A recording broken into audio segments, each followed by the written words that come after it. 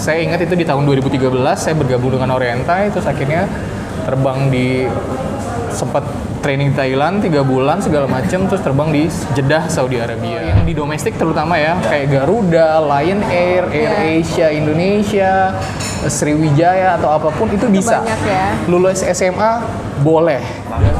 In case terjadi kecelakaan, Harus bisa survival di pertolongan jungle, di laut, di padang darat. pasir, Iya. di pegunungan es, itu semua kalian harus tahu dan diajari.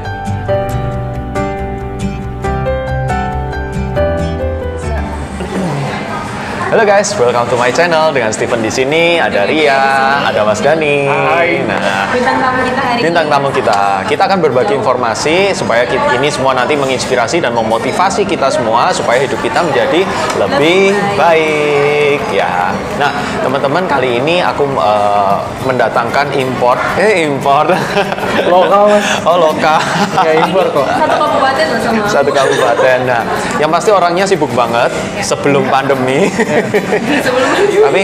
tapi beruntung ya bisa datang, bisa interview dengan kita dan berbagi pengalaman mengenai pekerjaan seorang cabin crew. Nah, nanti Mas Dani akan cerita kepada kita bagaimana cara menjadi cabin crew dan seputar kehidupan tentang cabin crew, dan juga termasuk bagaimana mengelola keuangan ala Mas Dani ya. Teman-teman, kita langsung aja kita mulai dengan pertanyaan pertama.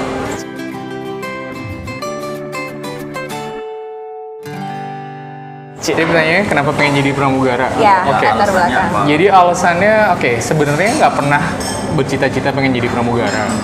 Itu ada kesempatan karena awalnya aku lihat temen tuh udah jadi pramugara duluan, terus kok ngelihat kayaknya enak ya terbang ke sana kemari, nginepnya di hotel bintang 5, bisa kerja sambil liburan gitu kan, keliling traveling. dunia, traveling gitu kan. Nah, akhirnya pengen lah gitu kan. Satu kesempatan terus ada pembukaan rekrutmen. Waktu itu pertama kali aku terbang itu ikutan di namanya Orientai Airlines, itu maskapai Thailand waktu itu. Jadi waktu itu mereka buka untuk orang-orang yang belum pernah terbang, jadi kita bilangnya initial crew gitu. Orang-orang yang belum pernah terbang sebelumnya, First time mau terbang gitu kan. Akhirnya aku coba ikutan, terus diterima, ya sudah akhirnya bergabung dengan Orientai itu, terus kita training dan tinggal di Thailand selama 3 bulan waktu itu. Akhirnya setelah 3 bulan terbang di sana, domestiknya Thailand ya, itu buat pesawat Thailand tapi untuk domestik. Karena kalau buat yang internasionalnya ada namanya Thai Airways. Thai Airways, waktu ya. itu. Thai Orientai itu di charter untuk Saudi Arabia juga. Pada waktu itu. Di charter untuk Saudi Arabia, pesawatnya sama krunya semua. Nah, karena pada waktu itu banyak penerbangannya di charter dan dipakai buat terbang ke Indonesia untuk umroh dan haji. Akhirnya mereka merekrut orang-orang Indonesia. Karena syarat dari Departemen Agama dan Departemen Perhubungan Indonesia mengangkut jemaah atau ada orang Indonesia harus Indonesianya. ada kru Indonesianya. Dari situlah awal pertama kali, saya ingat itu di tahun 2013 saya bergabung dengan Orientai, terus akhirnya terbang di sempat training Thailand 3 bulan segala macam, terus terbang di Jeddah Saudi Arabia. Setelah 2 tahun di Orientai, terus aku pindah, ada namanya Wamos Air. Dulu namanya Pullmantur Air. Jadi itu sama, itu pesawat charter untuk Saudi Arabia juga, tapi pesawatnya itu milik pesawat Spanyol. Punyanya Spanyol, waktu itu biasanya di Madrid. Tapi karena kita di charter untuk Saudi Arabia, akhirnya waktu itu training segala macamnya pun di Indonesia. Kita pinjam di Garuda Training Center waktu itu di daerah Jakarta. Ya udah, kita di Wamos itu juga kurang lebih 2 tahun di sana. Setelah selesai kontrak, akhirnya saya join di Garuda Indonesia. Waktu itu untuk Hajj Crew juga. Jadi untuk haji aja. Teman yang belum pernah terbang sebelumnya atau pengen coba terbang atau pengen coba untuk jadi cabin crew atau pramugari, itu sebenarnya kalau belum punya pengalaman sebelumnya bisa dimulai dari usia 18 atau 19 tahun. Lulus SMA. Jadi sebenarnya untuk setelah lulus SMA teman-teman udah bisa langsung ikutan di Sekolah penerbangan dulu ya? sebenarnya nggak perlu sekolah, jadi langsung ya? langsung ikut rekrutmen. Nanti setelah teman-teman diterima, di situ akan di training. Oh. Segala macam iya, iya. pembekalan akan di training. Jadi teman lulus SMA, graduate SMK, SMK, ataupun yang sederajat Oke. itu langsung ikut rekrutmen cabin crew, ataupun itu bisa. banyak ya. Lulus SMA boleh. Enggak. Yang lulus SMA bingung mau kerja atau mau kuliah, tapi tertarik pengen jadi cabin crew atau pramugari itu bisa. Nah, langsung ya. Bisa itu langsung. langsung buka linknya. Daftarnya teman-teman coba follow, ada cari-cari di webnya mereka. Biasanya mereka selalu kasih info di web mereka, atau sekarang kan zamannya sosial media, di Instagram udah pasti ada kayak gitu. Udah bagiin ke teman-teman prosesnya. Iya. Sekarang boleh bagiin juga ceritanya suka dukanya. Suka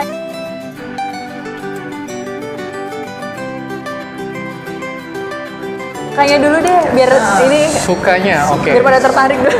Sukanya itu udah pasti pertama traveling. Traveling. Itu udah Kemana aja udah tinggal bawa diri ya. traveling itu udah alhamdulillah ya. Jadi bagian dari kehidupan. Itu udah bagian dari rutinitas gitu. Jadi buat teman-teman yang suka traveling, mungkin pekerjaan menjadi seorang cabin crew itu bisa dicoba gitu. Pertama traveling, kedua ya tapi bukan cuma itu, tapi kita juga harus apa ya? Namanya cabin crew itu kerjaannya bukan cuma traveling aja, tapi juga ngurusin yang namanya servis, itu udah pasti. Oke. Tapi bukan cuma servis aja, bukan cuma ngasih mereka makan minum, tapi juga ada hal-hal lain yang Safety harus juga ya. dipelajari, mulai dari safety, Betul. ya kan, kayak emergency, Kesehatan. ya kan, emergency prosedur, emergency equipment kita harus ngerti prosedurnya gimana, sampai first aid, survival, semua kita harus ngerti. Berarti Dan semua itu semuanya diajari. ya. Oke. Kenapa itu semua diajarin? Karena sebagai cabin crew, Ya. kita harus bisa semuanya. Bukan cuma bisa jadi pelayan di pesawat, Betul. ya kan? Tapi kita juga harus bisa jadi dokter. Betul. Kita Oke. harus bisa jadi first aider di sana. Karena kalau ada apa-apa sama penumpang, kalau nggak ada dokter, siapa duluan? Iya. Kita. Benar. Ya kan? Even ada dokter pun, yang pertama deal sama passengernya pasti kita. Iya. Setelah itu baru dibantu sama dokter. Betul. Jadi untuk teman-teman yang pengen jadi pramugara, kalau mau enaknya ya enak, itu seperti tadi aku bilang, traveling enak ya kan. Mungkin bisa pilih maskapai yang punya destinasi di seluruh dunia, ya kan, dari Amerika, Australia, Eropa, Internasional semua ya. internasional bisa dipilih, dan itu jadi bonus buat kalian. Tapi juga bukan cuma enaknya aja yang harus dipikirin, ada hal-hal kewajiban-kewajiban dan tanggung jawab teman-teman semua. Itu tadi harus ngerti prosedur, harus ngerti first aid segala macam, dan in case terjadi kecelakaan di hutan, di laut, di padang darat, pasir, di pegunungan es, itu semua kalian harus tahu dan diajarin gimana caranya. Tapi itu semua kan di training pastinya Tapi kan. itu semua diajarin, di training, kalian semua pasti bisa. Ya. Sebenarnya untuk jadi cabin crew ini ada syarat khusus nggak sih?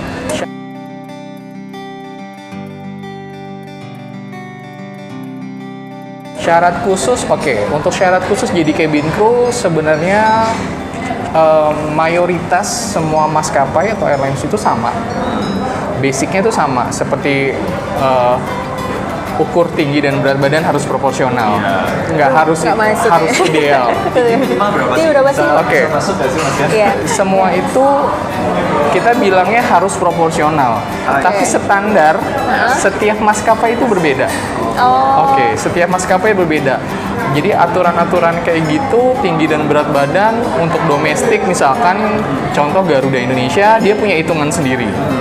Untuk AirAsia dia punya hitungan sendiri. Oh. Even untuk internasional pun dia punya hitungan sendiri. Tapi biasanya untuk internasional mereka lebih tidak terlalu ketat seperti domestik. Udah bener-bener ada. Tidak bisa kurang 1-2 cm atau tidak bisa lebih 1-2 cm. Pokoknya udah atau lebih. Tidak boleh lebih sekian kilo, tidak boleh kurang sekian kilo. Jadi semua harus ada ukurannya masing-masing. Tapi untuk maskapai yang lain itu Masih punya bisa aturan yang fleksibel berbeda, ya? bisa lebih fleksibel biasanya gitu. Yang penting terlihatnya proporsional, tidak overweight ataupun tidak underweight. Aduh, nggak bisa berarti Kayak aku mas. begitu. Aku underweight. Itu standarnya ya. Sama kalau buat teman-teman yang mau coba nggak cuma internasional sih, domestik pun sekarang sudah mengutamakan bahasa Inggris karena sudah mengangkut penumpang-penumpang dari internasional juga. Iya, Jadi komunikasinya menggunakan bahasa Inggris. Jadi dari SMA, kalau teman-teman sekarang masih SMA, belajar bahasa Inggris yang bener deh, ya kan? Nggak usah terlalu gimana-gimana, yang penting you know how to communicate Yes. dan jangan pernah takut. Karena Oke. nanti apalagi buat international airlines gitu, maskapai-maskapai internasional, bahasa Inggris itu nomor satu. Cuma Ya. itu cara mereka komunikasi sama kita. Mereka kan nggak bisa bahasa Indonesia. Jadi pemersatunya adalah bahasa Inggris. Sedangkan manual book, jadi nanti setiap cabin crew, pramugara-pramugari dibekali Belajar. buku manual yang segini tebal. Itu mulai dari safety, first aid, ya kan, segala macam tentang bagaimana kitab sucinya pramugara itu tebel banget. itu harus tahu Dan semua itu ya? semua in English. Oh Jadi kalau my teman-teman God. kesulitan mengerti Ya. bahasa Inggris, ya akan kesulitan nantinya. Foto pakai Google Translate. Jadi bahasa Inggris wajib buat teman-teman yang mau mencoba maskapai internasional. Kayak gitu. Kalau domestik mungkin masih bisa dimaafkan. Yang penting performance-nya, look-nya oke. Oh. Masih bisa. Tapi kalau internasional sudah mutlak. Karena selama kalian proses rekrutmen, interview segala macam semua menggunakan English.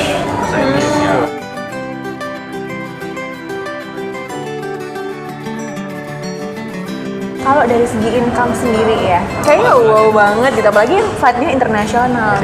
Oke, Gimana income ya. menurut Mas? Iya. Buka-bukaan. Hasilnya ya nggak banyak tapi cukup lah ya. Cukup buat Jadi beli. buat liburan cukup, ya kan? Beli gadget baru cukup. Buat beli gadget baru cukup. Oke, jadi kalau masalah income sebenarnya setiap maskapai pasti punya Standarnya Mas. standarnya masing-masing, ya kan? Dia ada gaji per bulan, bilangnya gaji pokok, tapi mungkin juga ada namanya flight hour.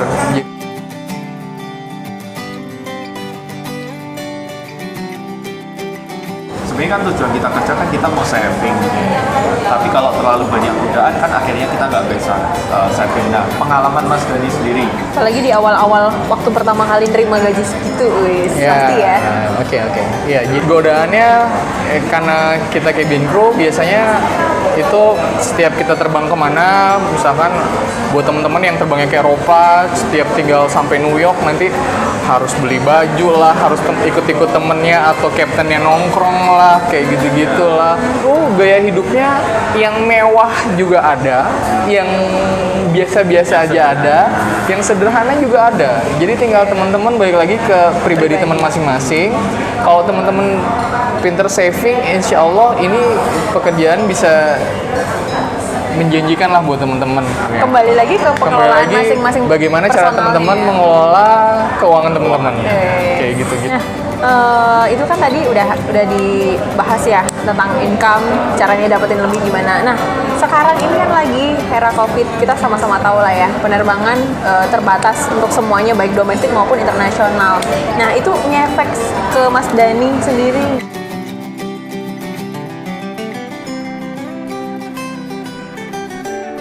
Enggak sih, Dampaknya seberapa besar? Oke. Nah, Finansial. Dampak pandemi COVID-19 ini buat kita yang bekerja di udara atau di dunia aviasi sangat amat berdampak, teman-teman.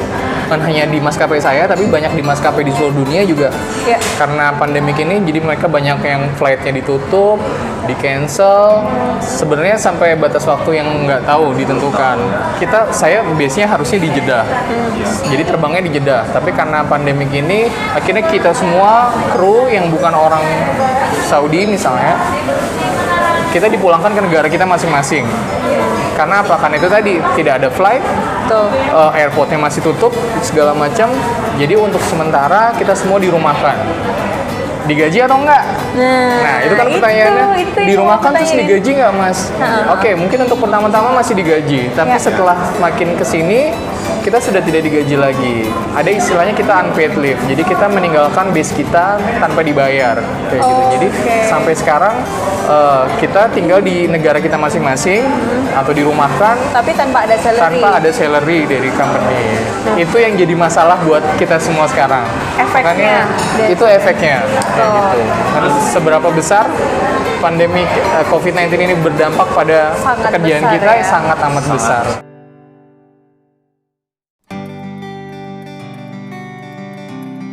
Betul. Nah, terus strateginya sendiri nih dari Mas Dani kan. Tadi kan dampak secara finansialnya kan gede banget nih. Strateginya Mas Dani dalam menghadapi situasi seperti ini secara finansial menurut Mas Dani gimana? Yang Oke. Mas Dani lakuin?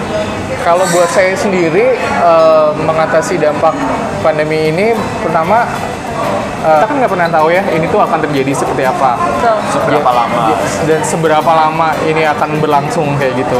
Usahakan teman-teman harus punya saving atau tabungan karena kita nggak pernah tahu apa yang akan terjadi ke depannya kayak gitu. Kalau semua berjalan baik-baik aja sih ya insya Allah semua lancar, tapi kalau sudah terjadi seperti ini mau nggak mau ya, jadi kita harus Tabungannya baru mulai dipakai. orang tabungannya baru mulai dipakai, baru dikeluarin. Tapi kan balik lagi juga kita nggak tahu seberapa lama. Ya, boleh tahu dong untuk teman-teman cabin crew sendiri itu fasilitas yang didapetin kalau misalnya untuk kayak kesehatan dari perusahaan company penerbangan sendiri itu gimana?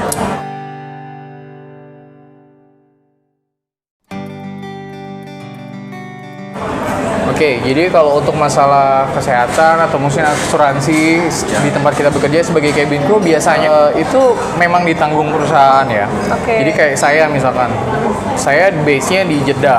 Jadi selama saya bekerja di Jeddah, apapun yang terjadi dengan saya di sana, saya sakit, amit-amit saya kecelakaan atau Operasi, apapun, ya. ketika itu terjadi di tempat kita bekerja, di base kita sana, Yes. itu semua ditanggung perusahaan. Oke. Semuanya Semua. ditanggung perusahaan. Tapi yang jadi masalah adalah ketika kita pulang ke out base. Ketika kita tidak sedang bekerja di tempat kita bekerja, di negara tempat kita bekerja, contohnya di Jeddah. Seperti sekarang saya pulang ke Indonesia, ya kan? Kalau terjadi apa-apa dengan saya di sini, saya sakit, saya kecelakaan atau saya apapun, Nah, itu gimana? tidak ditanggung perusahaan. ditanggung. Itu semua jadi tanggung jawab saya sendiri. Itu kenapa tadi Mas Dani menyiapkan tabungan sebanyak-banyaknya. Itu kenapa kita harus selalu punya tabungan Oke. in case there's something happen with us. Yes. Tapi memang sebagai cabin crew di tempat dimanapun kalian berada, contoh domestic airlines ya, itu akan ditanggung perusahaan, iya. Tapi mungkin itu selama kalian bekerja. Iya. Tapi ketika kalian tidak sedang bekerja, mungkin kalian akan tanggung sendiri. Jadi untuk itu kalian harus punya asuransi atau saving atau apapun bentuknya. Oke. Gitu.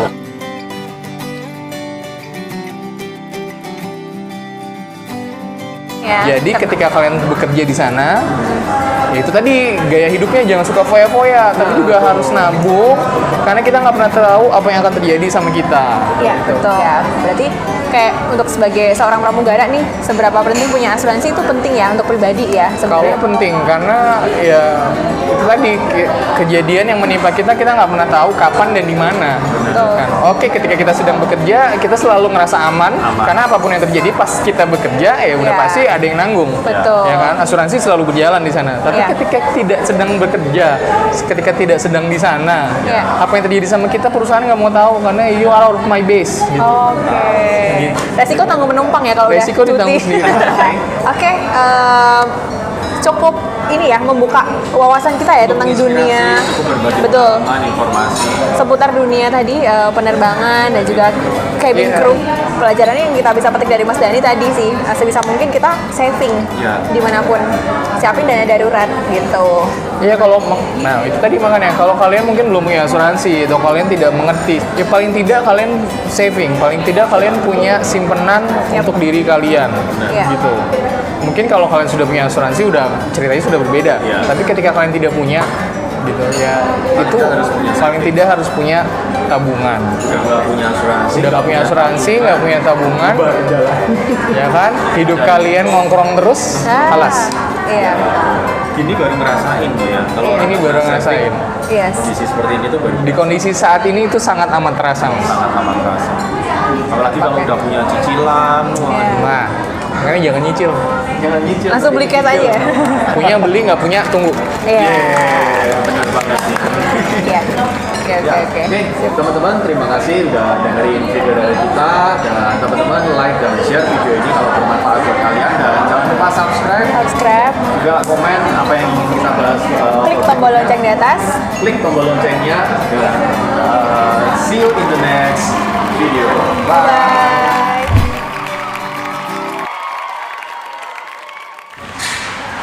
Hai guys, welcome to My channel. channelnya Steven. This channel. Yes. Kalau dari segi income sendiri ya. Iya. Mau dicatat? Mau dicatat? Penghasilannya ya nggak banyak tapi cukup lah ya. Cukup buat Jadi beli. buat liburan cukup, ya kan? Beli gadget baru cukup. Buat beli gadget baru cukup. Oke, kalau per Iya. nah, Itu dengan ngomongin gaji pokoknya ya. oke, kalau kerja kalau Nice, kerjanya oke gini deh. Sebenarnya tahu juga. Iya. Gini deh, let's say kalau gini ya, kalau yang internasional kita ini sekarang Iya, kan nggak sekarang apa-apa. saya di International Nah. Airlines, jadi di susah ya ngomongin salary.